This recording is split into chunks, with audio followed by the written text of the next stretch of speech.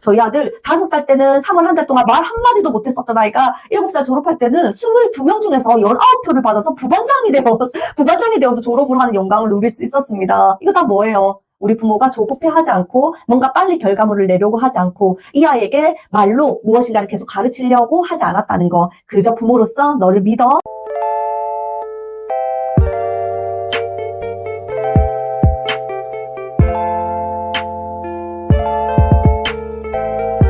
반갑습니다. 방구루이기니까 간다. 방구루입니다. 잘 지내셨나요? 오늘 이 시간에는 부모가 우리 아이를 그저 믿어준다는 것에 대한 이야기를 함께 나눠보려고 해요. 그저 믿어준다는 거 어떤 것일까요? 저희 아들 이야기를 해드려야 될 것 같아요. 저희 아들이 5살에 유치원을 입학했습니다. 유치원은 어떤 세상이에요?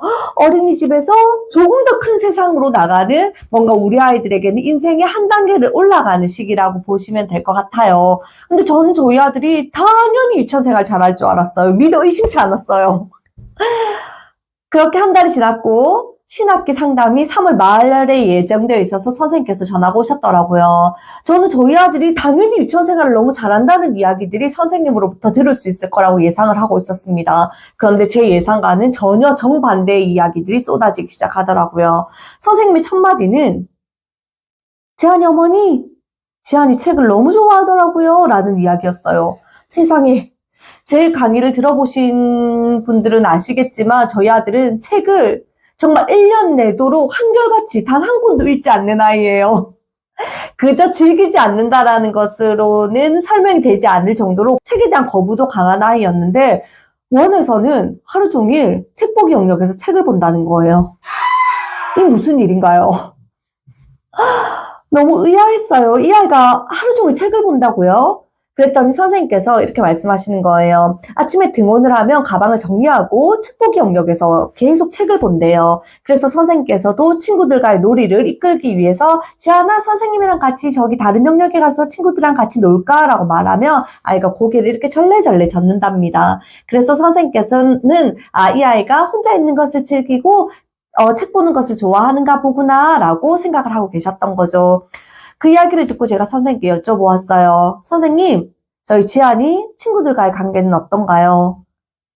그랬더니 선생님께서 더 충격적인 이야기를 해주시는 거예요. 어머니 사실 지금 3월 말인데 저 지금까지 지안이 목소리를 단 한 번도 듣지 못했어요. 라는 이야기를 하시는 겁니다.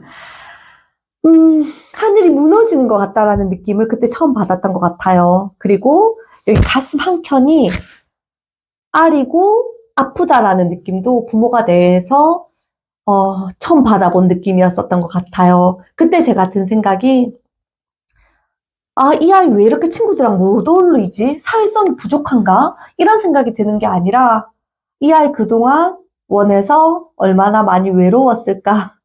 라는 생각이었어요. 참 많이 외로웠겠구나.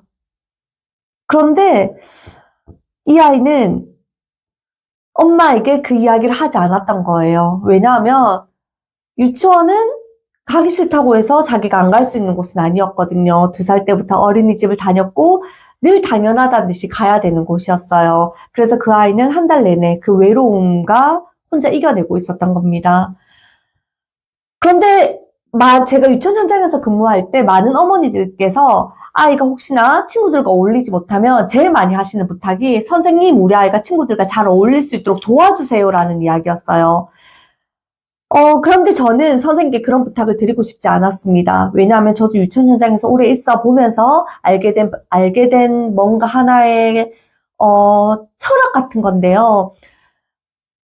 말에게 물을 먹이기 위해서 우물가까지는 데리고 갈 수 있어요. 하지만 그 말이 물을 먹는 행위는 주인이 억지로 시킬 수 없다는 거예요. 물 먹는 행위는 말이 스스로 해내야 되는 겁니다. 그래서 선생님께서 혹시나 친구들과 잘 어울리지 못하는 아이들을 친구들과의 공간으로 이끄는 것까지는 가능하나 그 놀이 속에 풍덩하고 빠져드는 건 이 아이만이 해낼 수 있는 이 아이의 의지여야 하고 내면의 힘이어야 되는 겁니다. 그래서 선생님께 우리 지안이 다른 친구들과도 좀 잘 어울릴 수 있도록 선생님 좀 도와주세요, 지도해주세요 라는 부탁 드리지 않았어요.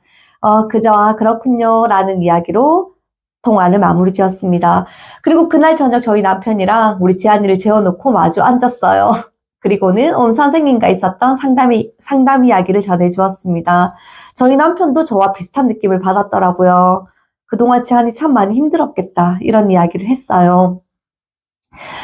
자, 이때 우리 부모님들 가장 많이 하시는 실수 제가 지금부터 짚어드릴게요. 아이에게 이렇게 말씀하시는 거예요. 지안아, 친구들이랑 같이 노는 거 엄청 재밌어. 친구들이랑 같이 놀아봐. 내일은 유치원에 가서 친구야, 나랑 같이 놀자라고 말해보는 거야 라고 말로 그 아이에게 지침이나 가르침을 주려고 하는 부모님들 많이 계세요. 자, 그렇다면 그 아이가 그 다음날 엄마의 가르침을 배워서 친구들에게 가서 친구야, 같이 놀자라고 말을 할 수 있을까요? 말을 할 수 있다면 진작에 그렇게 하고 있었겠죠. 진작에 친구들에게 같이 놀자라고 말했겠죠. 다양한 이유들이 있겠죠. 아이들마다 이유는 다양할 거예요. 하지만 여기서 정말 주 포인트는 절대로 아이에게 이렇게 해라 저렇게 해라 말로 가르침을 주려고 하시면 안 된다는 거예요. 왜냐? 이 아이는 그렇게 해낼 수 없는 상태이기 때문입니다. 자, 부모님께서 내일은 친구들이랑 꼭 같이 놀아, 꼭 같이 놀자고 말해 하고 원에 보냈어요. 그러고 나서 돌아오고 나면 부모님들 뭐라고 물어보세요? 오늘 친구들한테 같이 놀자고 말했어? 오늘 친구들이랑 같이 놀았어? 그 순간 이 아이는 어떤 아이가 되어버릴까요? 아, 나는 친구들에게 같이 놀자라고 말도 할 수 없는 아이고 엄마와의 약속도 지키지 못하는 무능한 아이야. 이런 느낌을 받아버린다는 거죠. 자신의 포지션을 그 정도의 말도 못하는 아이라고 만들어버리는 거예요. 나는 그런 말도 못하는 아이야. 이렇게 자아감이 형성이 된다는 거예요. 그래서 저희 부부는 어떤 방식으로 이 아이를 도와주기로 결심을 했을까요? 외부적인 가르침? 선생님에게 부탁드리는 거? 다 어떤 거예요? 내면의 힘을 끌어올리지 못하는 방식이잖아요. 그래서 저희가 내린 방법은 이 아이의 내면의 힘을 단단하게 만들어서 보내자는 거였어요. 그래서 어떤 방법을 사용했냐? 퇴근하고 돌아오면 하루 종일 외로웠을 이 아이, 원에서 5시간 넘게 한마디도 하지 않았을 이 아이의 외로움을 채워주기 위해서 노력했던 것 같아요. 평소 때 저희 부부는 책을 좋아하지만 그 시기 동안은 퇴근하고 나서 책을 전혀 보지 않았어요. 핸드폰 보지 않는 것은 뭐 말할 필요도 없어요.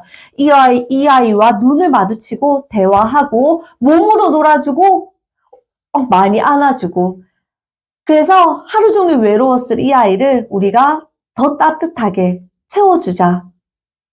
그 시간을 우리가 메꾸어주자 라는 생각으로 아이에게 참 최선을 다하는 시간들을 보냈었던 것 같아요.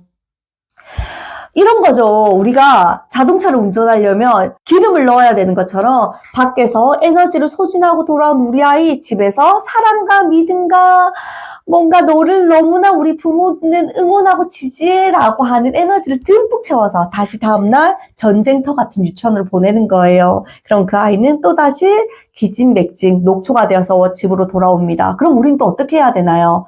또다시 마구마구 연료를 집어넣어 주는 거예요. 무엇으로? 그저 믿어주는 힘으로.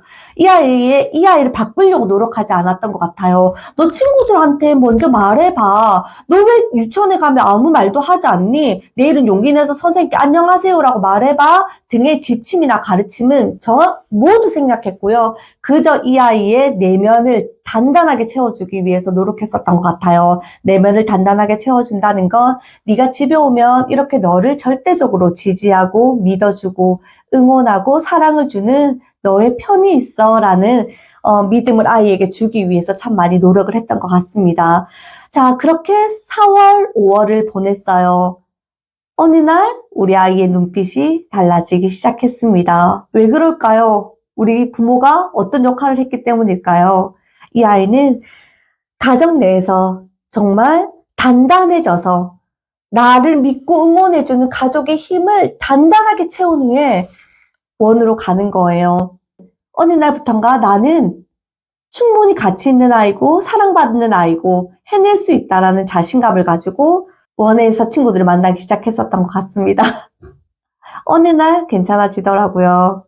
우리 부모가 한 것은 그저 묵묵하게 기다려주고 믿어주는 것이었어요.